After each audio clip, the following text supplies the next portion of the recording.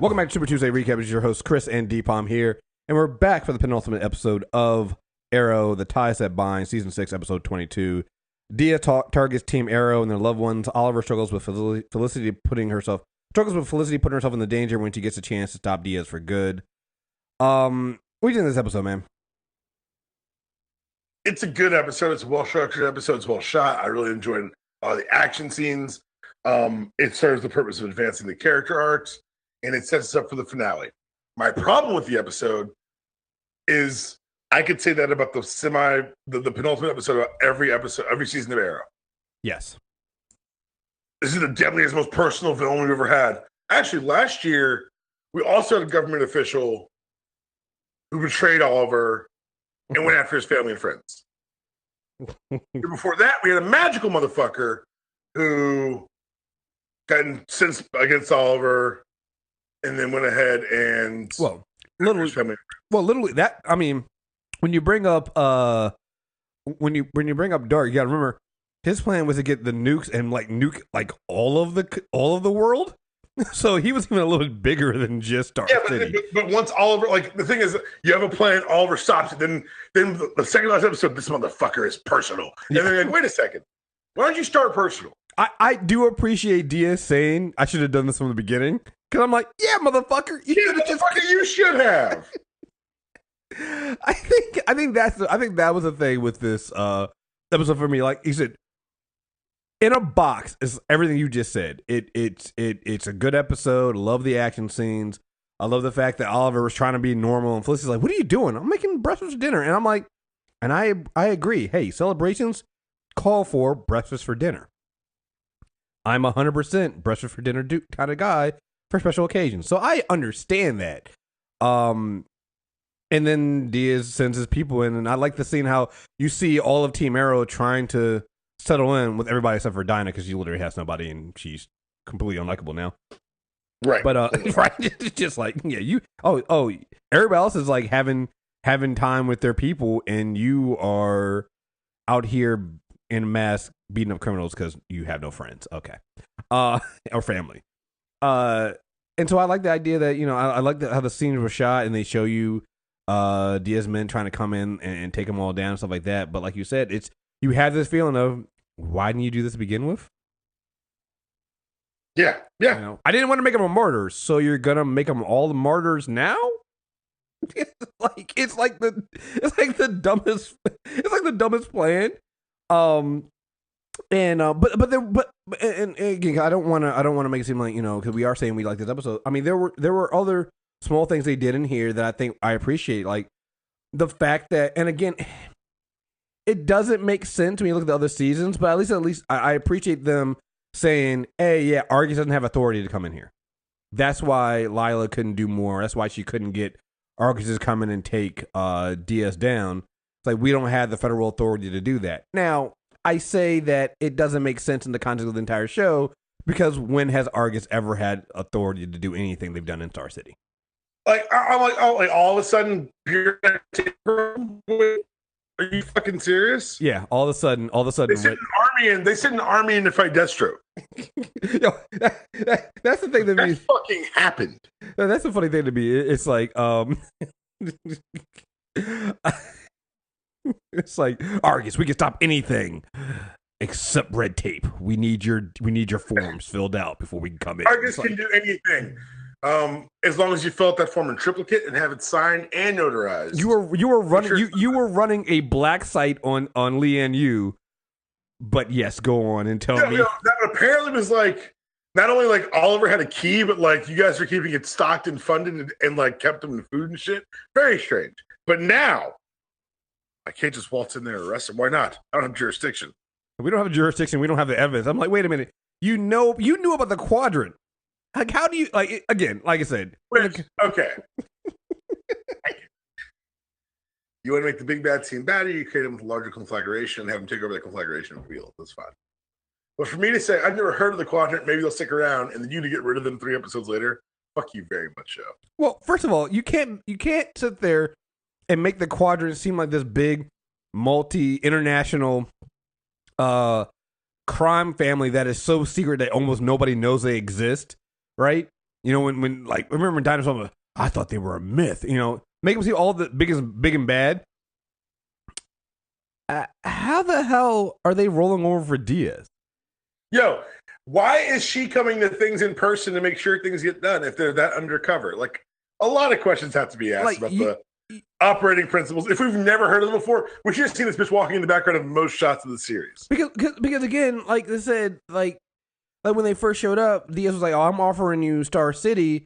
They basically almost turned him down because they were like, "Motherfucker, we got countries." They're like, for who, for what? Right, we have countries, and he basically had to offer them up as, well, you can use Star City as a place to launder all your other bigger things. So you don't. So it makes me. So okay, fine. The one quad. I don't know, here's the thing. I don't even know their names. So the black lady. I think she was a black lady. Right. When he kills her, I'm like, I can kind of see. Okay. I'll let that one slide. Fool me once, right? But then when the other two motherfuckers walk in with no kind of security, I'm like, wait a minute. Yeah, I blinked twice, like that meme. Like, wait, what? You basically have said they have an army. They have their own personal armies, and they walk in with nobody, like they're hostages to Diaz, and they roll over for him. This makes no sense. You can't. But I think but the thing is, you and I are just. I think we do this every week, so that's stuff that sticks out to us because, like I said at the very top of this, it's a well done, well structured episode. Yes. I was entertained by all of it. Yeah. All of it made sense. All of her apologizing was like, but whatever, it is what it is. But even then, it was still one of those fake apologies type deals. Like, we need to rebuild trust. Right. Without pointing out that you're the fault. You're the reason we don't have trust. Right. Like you said, he's. We've seen him mature. I've been saying the entire season. Like this episode proves once again, Oliver's not the problem. Could he even let them? He even let them come up with their bad idea first, and came in softly, was like, "Okay, guys, I hear your plan. I hear your idea." He basically did the Star-Lord, but it sucks. Say Peter quilled that. Right. He was like, "I hear your plan, but it sucks." So you should let me do the plan. But you come up with a plan, so maybe it works. Right. And so, yeah, so I'll let that one slide. But yeah, like I said, when you, I think that this goes back to what we've also said with this season is in order to build, and I don't think they needed to do this. In order to build Diaz up, they knocked down some of the other villains. So they did it with Caden James. They've done it with They've done it with a little bit. If you think about it, Anatoly, and I don't. It doesn't bother me as much because you can still get like Anatoly makes kind of sense because he is a fallen member of the Bratva and his beef with Oliver kind of makes it sense that he would fall in line. But everybody else, I mean, you had the one dude who, did we even remember what his name was? Remember that one dude that got killed? No, I really don't. He was always around the background, and it's like you and I were like, is he a named character? Right. He was basically one of Diaz's red shirts. Warned his ass. So like this, it was a point of contention among the bad guys, like who killed him. Right. It's just like, wait, do we know his name? Was he important? Vincent, who was apparently a double agent, whatnot, and so it's just So I guess they felt like they had to raise Diaz up. So then you bring in the Quadrant, and again, I feel like they brought the Quadrant. It was let's be honest, it was unnecessary. Because think about it, if you take all the Quadrant stuff out, you still have a powerful Diaz. I think it was one, kind of treading water for the season, but also two, giving us that Diaz backstory, and three, making it more legitimate the fact that he has literally the entire police force inside. Right. SWAT guys are running alongside like criminals. I'm like, okay, hold on. I get it. I kind of get why they had to do it because otherwise we'd ask a lot more questions. Well, and so that comes to, I think, what is actually, so all this stuff happened, and I totally agree. Here's my biggest problem with this episode. The answer to bring the feds in, really? Like, as soon as Oliver showed up and was talking, I was like, I know he's talking to the FBI agent. It was all, and I'm like, they're really doing this. Are you guys really going this way? Like, okay, so serious question. I thought Argus was like the baddest of the bad. Like, I thought Argus was big dick swinging in these alphabet organizations. And the FBI has more resources. Argus had King Shark. I was just about to say the same thing. Shit. I was literally about to say this. Argus was using King Shark as a guard dog. The fuck is the FBI gonna do? And my other question is jurisdiction, Chris. But my larger question, like beyond just the ridiculousness of what we've seen Argus do before versus all of a sudden their hands are tied. And here's the thing, I can even let them explain it as, listen, Amanda Waller was doing some wild ass shit, and well, now that I'm in charge, we've had to go under some government overwatch and things. Like if they said, if Lila had come out and said that, I would have been like, okay. I mean, like, and I wouldn't, because I'd be like, bitch, y'all got the guard dog after Waller left. Talk again. Try again. I mean, true, but at least, I mean, they're not, that was a little bit different than, Amanda Waller did try to blow up a city with, drones. She did try to do a drone strike on American soil. You were one of those people who are underestimating the power of King Shark, but go on. No, I'm not underestimating the power of King Shark. I'm just saying that, I mean, Argus is still, I'm looking at it from a legal point of view, that maybe they got the oversight to do that. Like, I'm trying to give them an out. You're right. No, you're good. That's a good point. I'm trying to give them an out. But to sit there and have Oliver go to the FBI, because then I have this, the sticking point for me is this. How are you all up Oliver's ass about him being Green Arrow, but you literally have ignored the entirety of a city getting in the pockets? Unless she admits she was being petty just to make Oliver do this. Yeah, I mean, we'll have to see next week. But like, how did you let this? How did you focus so much on Oliver? Because I went from I liked her at the beginning of the season to I didn't even like her attitude. And this is like, I want to hear you say it. I'm like, bitch, the entire city is under. Well, he thought he could do it himself. It's like, because you didn't try to do your job.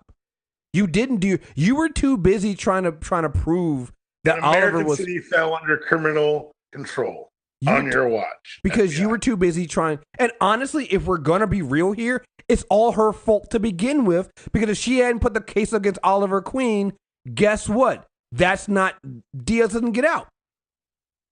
That was the whole thing. Like, all of this is kind of her fault. So it's like, we'll see what happens next week. But I was not exactly like, again, kudos to Oliver for being the bigger man and trying to do the right thing and blah, blah, blah. But right now, this entire season feels like everybody has let Oliver down, including the FBI. Mm-hmm. Everybody has let him down because it's just like, yo, you caused this. You did this. You literally handed over the case to the crooked DA. She did this. She's the one that did it. What are we talking about here? And then you watch and you went back to Washington and didn't pay attention to the fact that Diaz was running an entire, like, how? This nigga stole a city. He has a whole ass city, Chris. His backup bunker, quotes, was the police department. Yeah, he was feeling like someone here to see, boss. Right. Excuse me. I also don't appreciate the whole thing with the disc and the ledger. Like I it would have been okay for me if they were like, okay, it's not going to be cracked in time or something like that. But to make the whole episode about getting that and all of a sudden, oh, we can't get it, and then I get it, I do, but that didn't feel that I didn't like that. The other things I didn't like. I mean, and again, like I said, the action was great. I like this episode as a structural thing. Hey, if I have just all of a sudden foiled the major plan of a crime boss, you know what I wouldn't do? Have dinner like everything's fucking normal. I wouldn't be sitting on the counter talking to my daughter. I'd be like, safe houses, Argus, let's go. But it takes bullets for you to get there. Oh, yeah, we kind of forgot that Diaz did own the entire fucking city. That we literally, what the fuck are we doing? Like, we pissed him off. Everything's fine now. Let's eat dinner. Like what? You do remember you literally had to replace the judge with the human target in order for Oliver to walk out the courtroom because Oliver was actually found guilty. It's just like, and you decide. So, like, and this is one of the cases where I was like, yeah, I think Felicity had the right to be like, Felicity was the only one that had any sense. Felicity was like, yeah, what are we doing? Why are we having dinner? Shouldn't we? Yeah. Shouldn't we be doing something? She maintains to be the smart one. Yeah. And again, we don't get a lot of spouses on the show that people complain about on this and The Flash of the extended lives of supporting characters. I've explained structurally why that doesn't work. I miss Lila. I did too. I think I miss Lila because she's usually the only grown-up in the room. Yes. But her bureaucratic red tape thing, I was like, okay, Lila, 2 grown-up. Dial it back some. right. W logic, where you took over a city at least once. Because it also still didn't make sense because it's like I come watching the firefight. I'm like, wait, are those Argus guys that she's losing? And so I'm like, so you do have some leeway here. You have a lot of leeway because you're Argus, right? And I'm like, you mean to tell me again you're a federal agency and you have nothing? Like, why did Oliver had to go to the FBI? Why couldn't, like, it just, like, again, none of that shit made sense to me. But here's the other thing too I like about having Lila there. It did feel as a good compliment to her and John working in the field together versus Oliver and Felicity. And on first thought, I'm like, oh, we don't really need this right now. But then I thought about it, I was like, well, actually, no, they've never actually really had this conversation because Felicity still doesn't really go out in the field like that. Right, no. And so the one thing Oliver never said, because he's a good husband and doesn't like getting hit, Lila's trained, right? You just play on computers and shit. Yeah, it's like, and like, also Lila goes with John. That's totally fucking different. Well, yeah, Lila's a badass. Lila can probably run this team. Yeah, Lila saved John's ass. Yeah. Lila, I considering having Lila replace me as Green Arrow. Right. That to John. Right. And that's not equitable to you playing on computers. I'm sorry. It's just not. Well, not only that, but can we also remind Felicity, because again, I feel like this entire season will be saved for me. And I'm not saying it's saved because I'm not saying it was bad or anything like that. Yeah, but like, if at the end of the last scene of this season is Oliver reading the entire team for filth, going, "I was right, you motherfucker." Because here's the thing, I think we've all kind of forgotten. One of the last times Felicity went in the field, you know what she did? Freed Caden James. This is all her fault. Like, that's the thing. I want this episode to, like, throw out the climax of, like, 15 minutes left. People are like, what's going to happen? They kill someone? No. Oliver's going to sit down and tell everyone about themselves. Like, I want exit interview stuff. That's even better. I want him in front of everyone else. I want him to talk about Curtis. I want him to talk about Diggle. I want him to get to Dinah and Renee and say, get the fuck out of my house. I don't want to waste time on those two assholes. They are so dead to me. Like, if they kill those two, I will come on this motherfucker celebrating next week. I'm just, like, everybody, like, Oliver's still kind of blaming himself for this coming. Because, like, and here's the thing. Other thing too. Felicity, Oliver, that was a mistake. Here's the thing that I want everybody to remember. Outside of Curtis, Curtis is the only one that, like, Oliver comes in and is like, "Hey, Curtis, you can go ahead, take the night off, man. Go have fun with your boyfriend. Go and eat, chill. Hey, you earned this win, Curtis. Enjoy it. Everybody else, we got to have a talk."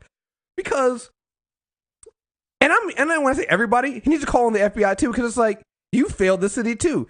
Like, all of this is everyone else's fault, and the only person that's taken any kind of responsibility so far, Oliver.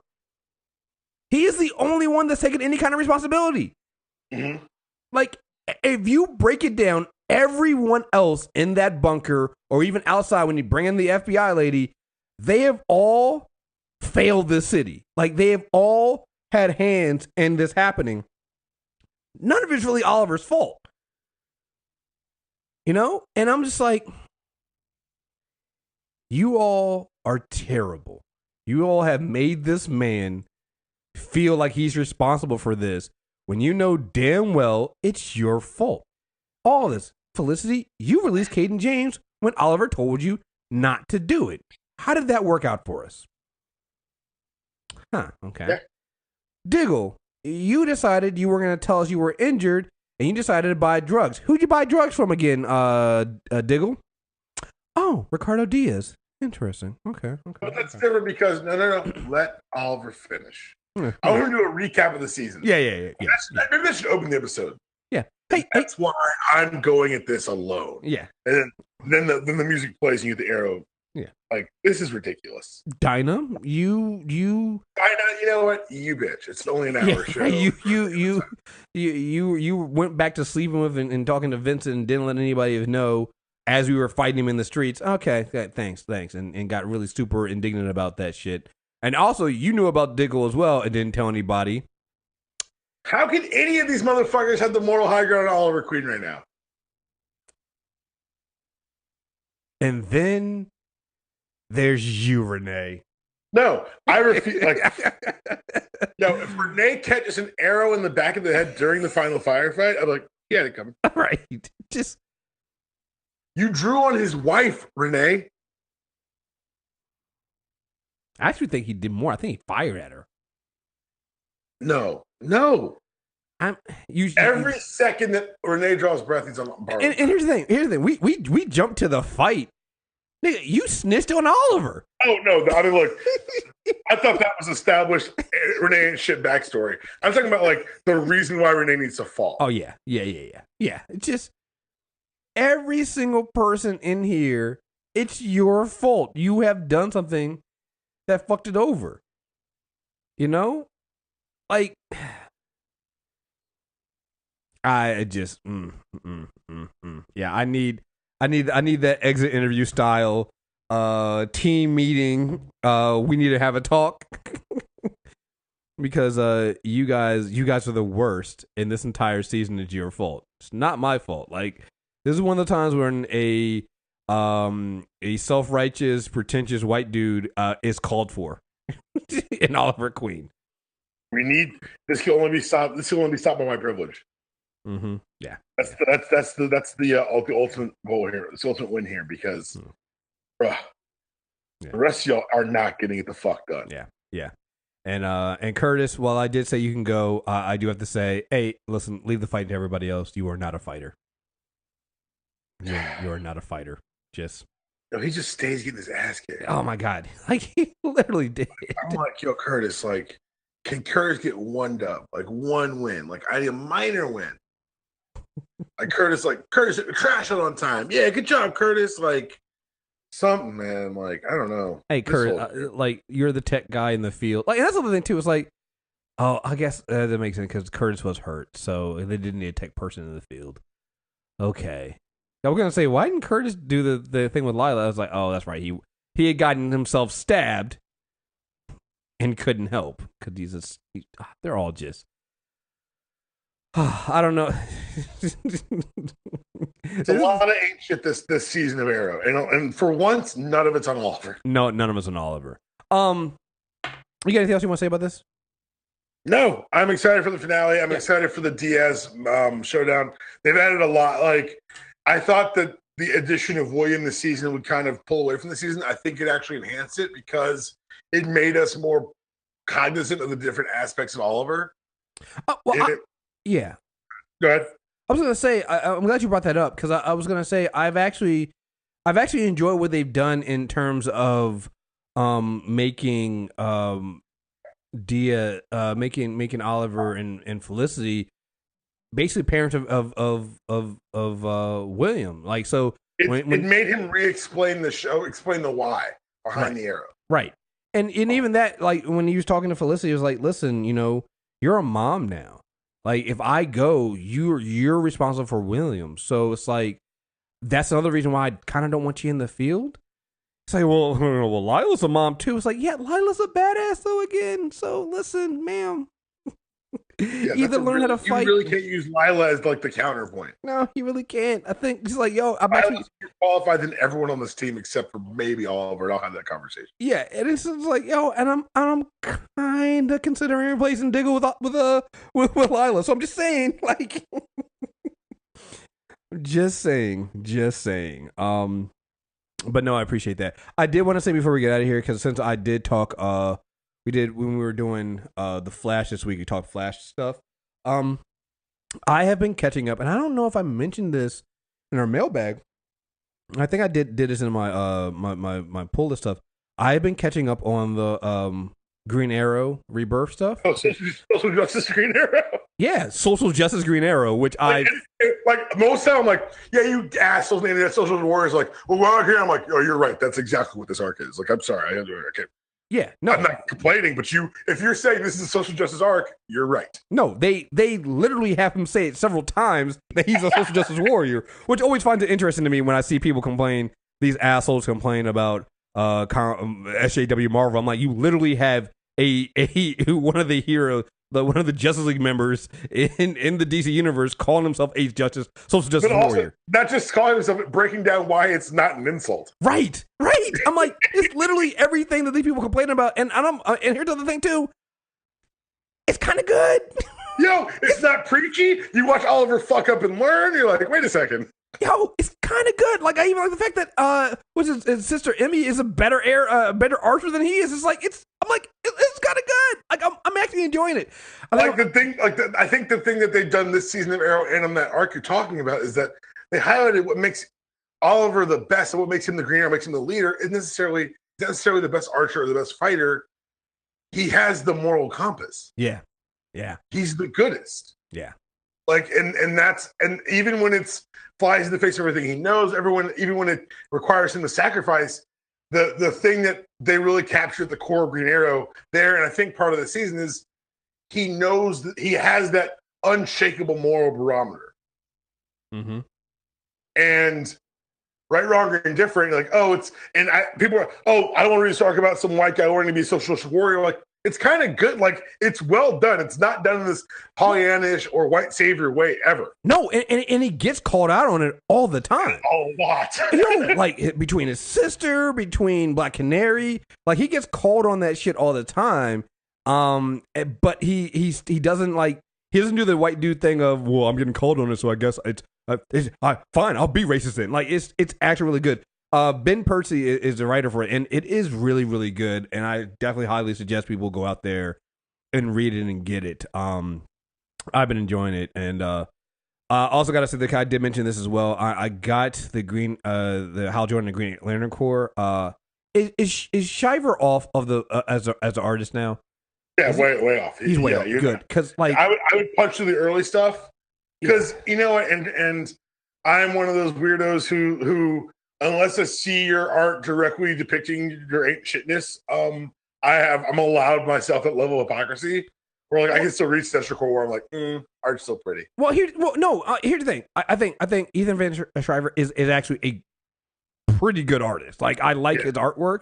It's good. He's just a shitty human being, and honestly, I could get away with it if he just shut the fuck up. Hey man, if you shut the fuck up, I can be fine with you, dude. Like, I'm not throwing out my Stetcher Core hardcover. I'm not. No, and so, but he's gone through this whole thing. I don't know if I'll do a quickly recap. I've told you guys about the whole diversity in comics dude. I think this is true, but Mark Waid apparently used some of his weight to convince Antarctic Press to not carry what's the guy's name? Richard Meyer's book. His new, I can't remember the name of the fucking book is supposed to be. First of all, before you even further, shout out to Mark Waid. No, look, I again haven't had confirmation that this is true, but since I know that Mark Waid has also told some Comic Gate people to kind of meet him in Temecula at a convention before. Mark Waid, apparently Mark Waid wants that smoke. I didn't know Mark Waid was like this. So I kind of believe it because I believe Mark Waid is about that life, and shout out to him because he doesn't suffer these fools. I've learned a lot about comic creators and made me like a lot of them a lot more. Oh yes.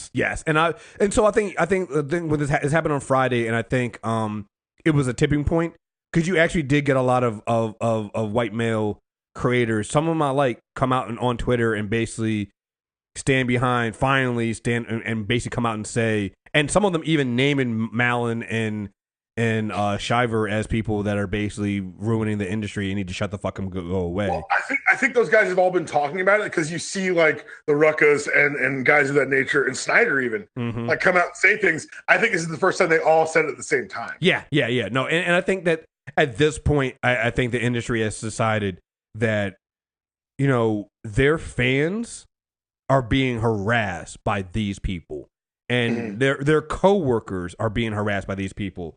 And so basically what happened was Eric Press got in, which they're not the heroes in this either. They had to get pressured into not, you know, publishing this racist ass this book. I don't know if did you see any of the images that they put on their Kickstarter? I mean, I'll give it to Myra. They raised like $200,000 on this because when it comes to initial stuff, conservatives always back the initials. It's not gonna last. But the artwork is so terrible. Not terrible. It's beautiful artwork, but it's that. It's all this. You can tell they're trying to fight back against the images of modernizing women. Like the only female character you see in the preview images is a black woman, and they think that because she's black that shows diversity. It's not lampshading. It's like, look, it's diverse. What are you talking about? But dude, she's a negress. Yeah, she really is, and she is dressed in basically like the first panel she walks into is just her ass and like a bikini bottom that's literally almost riding up into her ass cheeks. And then when you see the full body picture of her, like she got the bikini bottoms on, she's like got a spear, she's got literally a tattered whatever over her overly large breasts. And I'm like, you guys are the worst. You guys are literally trying to do a Make America Great Again with comics and take it back to the dark ages where women were drawn. Like those comics weren't even like that. It's so and it's all like I said. I appreciate I wanted to bring this up because I appreciate the comic creators coming out and vocally taking a stand that a lot of people of color and women and trans women and trans men have been fighting against and publicly saying this stuff is not going to be acceptable. And I hope Shiver and Ellen, and no matter how talented they are, never work again, and at least not in the big publishers, and fuck them, because they're open. Like Shiver and Malin to me are the worst because they have literally given Meyer credibility by using their fan base and stuff like that. And I said something on Sandy Check yesterday. Great way to avoid all these people if you're on Twitter and to avoid all this stuff. Either again, it didn't work for me in Chrome, but you can. It's got a Chrome extension and a Firefox extension called Twitter Blockchain. Get that. You can go to go to Diversity in Comics follower list. You can block all 14,000 of his followers. Oh. And it'll take like 2 minutes or less. Oh. Bruh, I did it yesterday and it's amazing. But it won't block him, so I can talk about him and never get his anybody who follows him. And I can just go back every few weeks, go back and run it again. And it won't block. So listen, I know some journalists will follow terrible people just to keep a pulse on them. If you're following somebody who also follows them, it won't block them. It won't block the person. Yeah, it's beautiful, dude. It's a beautiful thing. So I just had to get that out there because again, it's a Green Arrow book is definitely tied into Social Justice Warrior, and it ties into the season of Arrow, and definitely read that shit. It's really, really good. So there we guys have it. Thank you guys very much for listening, and make sure you do the listener survey. Tell all your friends. Subscribe. Super Tuesday recap. We're gonna be making some changes to the feed, the main MTR Network feed, come the fall. So I'm telling you guys now, start subscribing individually to each of the individual shows and make sure you don't miss anything. And we're about halfway through the month, so also mailbag at mtrnetwork.net. So send those in. Stuff about TV stuff, movie. There's a lot of movie news coming out, and also comic book talk. So send it in to us, and we'll be doing that in a couple weeks. So again, folks, thank you very much for listening. Until next time, we're out of here. Peace.